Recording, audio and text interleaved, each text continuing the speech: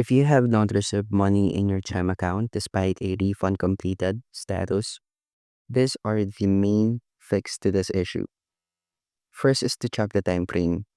Refunds generally take 5 to 7 business days to post your Chime checking account after the merchant has initiated a refund. The completed status often means that the merchant has sent the money, but it is still in the transit through the banking system. Next is to contact the merchant or the sender. If the 7 business days have passed and the money is still not in your account, the next step is to contact the merchant, confirm the date, and verify the exact amount and the last few digits of the account number where it was sent.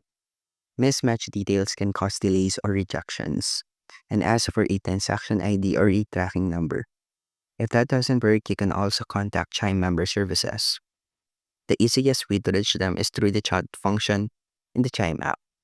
Just provide them with all the details that you gathered from the merchant, including the transaction ID and date. Chime does not hold pending funds and cannot speed up the process, but they can investigate where the money is in their system.